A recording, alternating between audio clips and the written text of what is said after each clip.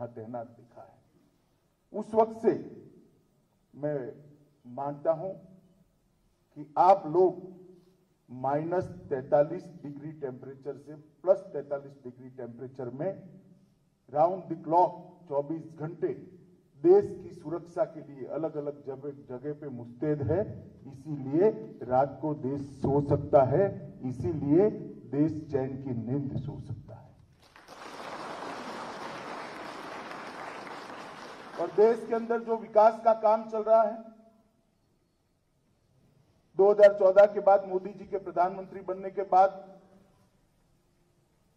देश ने जिस द्रुत गति से विकास के रास्ते पर चलना शुरू किया है, निश्चित ही हम सबका भरोसा है कि कुछ ही समय के अंदर दुनिया की सभी अर्थतंत्र में भारत अपना स्थान मजबूत से मजबूत जगह पर अंकित कर लेगा। 11वें नंबर पर हम थे 2014 में, आज छठे 5वें पर हम आगे पीछे होते हैं, मगर मुझे भरोसा है 2024 तक हम 3 नंबर पर निश्चित पहुंच जाएंगे और ये बहुत बढ़िया मकाम माना जाएगा। और ये जो आर्थिक विकास हो रहा है देश भर के अंदर, इंफ्रास्ट्रक्चर से लेकर इंडस्ट्रियल डेवलपमेंट से लेकर देश के इरादों को वो धूल के अंदर मिलाने के लिए सक्षम है। इसलिए देश में डेवलपमेंट संभव हो रहा है। आज मैं यहां आया हूं तब आजादी का अमृत महोत्सव चल रहा है। हमारे आजादी के 75वां साल चल रहा है। आजादी का अमृत महोत्सव किसी भी के देश के लिए बहुत महत्वपूर्ण होता है। सब देश उसको बड़े उत्साह के साथ मनाते हैं, मगर हमारे प्रधानमंत्री जी ने एक अलग प्रकार से इसको आजादी के अमृत महोत्सव को मनाना होगा। इसके लक्ष्य तय करने का भी समय है। 75वें साल में ही देश के अंदर जितने लोग अलग अलग तरीके से देश के लिए काम कर रहे हैं, उनको अपना एक संकल्प तय करना है, एक लक्ष्य तय करना है। जब आजादी के 100 साल होंगे, हो सकता है हम लोग न हो, मगर देश होगा। तो आजादी के 100 साल होंगे, तब देश कहां होगा, हर क्षेत्र के अंदर ये तय करना, इसका संकल्प लेना, इसका लक्ष्य निश्चित करने का हमारे लिए साल है।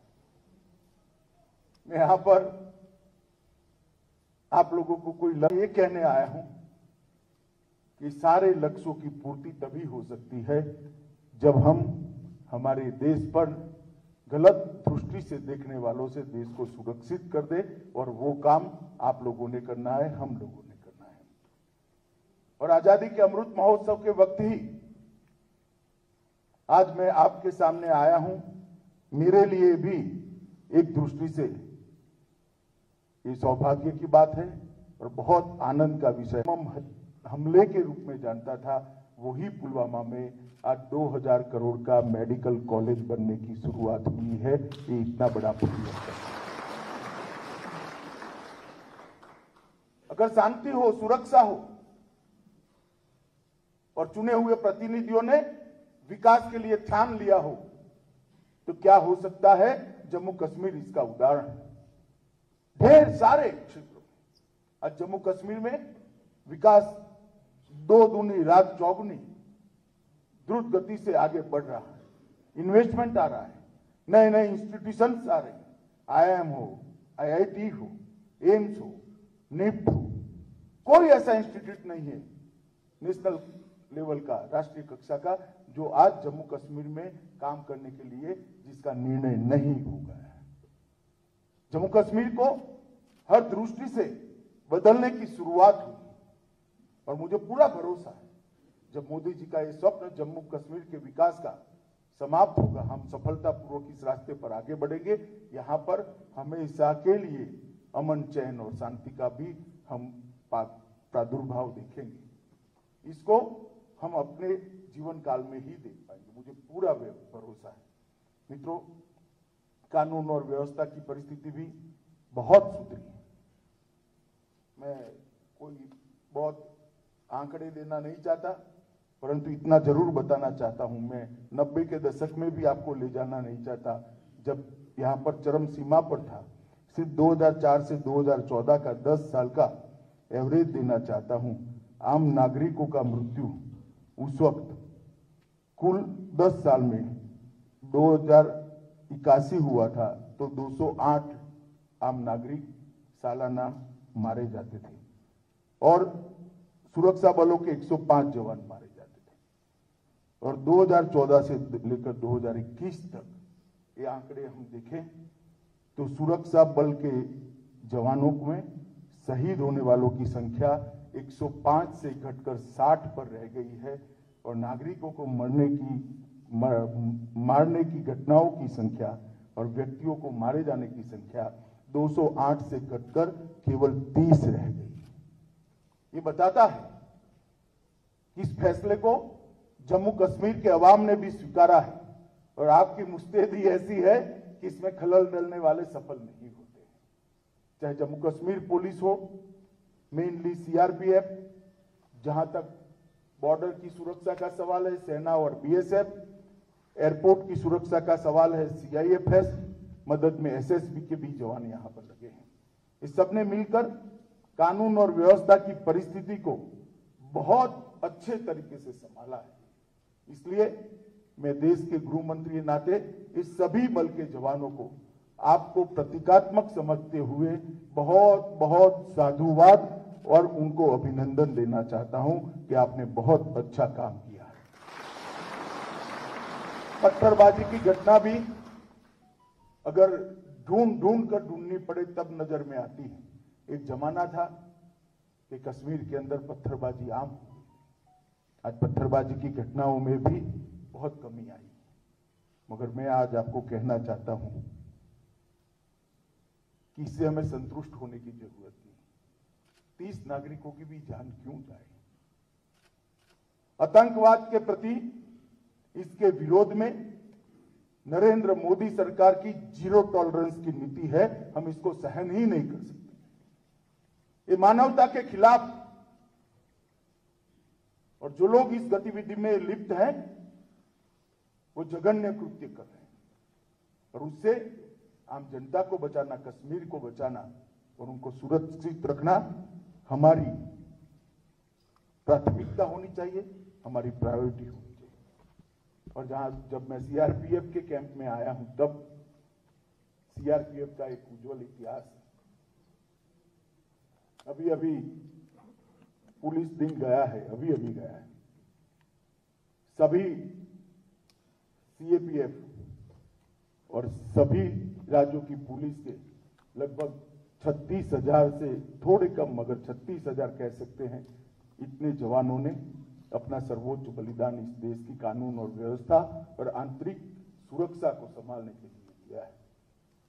सीआरपीएफ के भी 2200 से ज्यादा जवान शहादत को खुद ही निमंत्रण देते हुए इस देश के लिए सर्वोच्च बलिदान दिया है। हम उसको भुला नहीं सकते। कल सुबह मैं जाने से पहले शहीद स्मारक पर सभी देश के पुलिस बल के जितने भी जवान शहीद हुए हैं उनको प्रतीकात्मक रूप से सीआरपीएफ के शहीद स्मारक पर श्रद्धांजलि देकर ही यहां से जाऊंगा। मित्रों, मैं एक और चीज की ओर आप सबका ध्यान दिलाना चाहता हूं। नरेंद्र मोदी सरकार ने सीएपीएफ के जवानों के लिए ढेर सारे काम करे।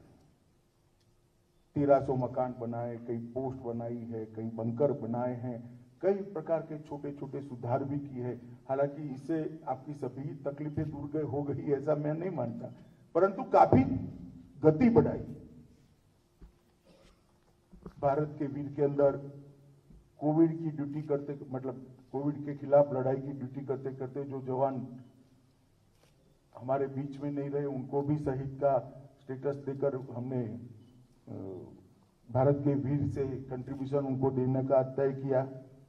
परंतु एक चीज पर मैं आपका जरूर ध्यान दिलाना चाहता हूं, और मुझे इसमें यहां पर जो सारे डीजी भी बैठे हैं और सारे जवान भी और आईजी कक्षा के, एडिशनल डीजी कक्षा के अधिकारी भी बैठे हैं, मैं सबको कहना चाहता हूं कि अभी हमने शुरू किया है आयुष्मान CAPF का कार्ड देना।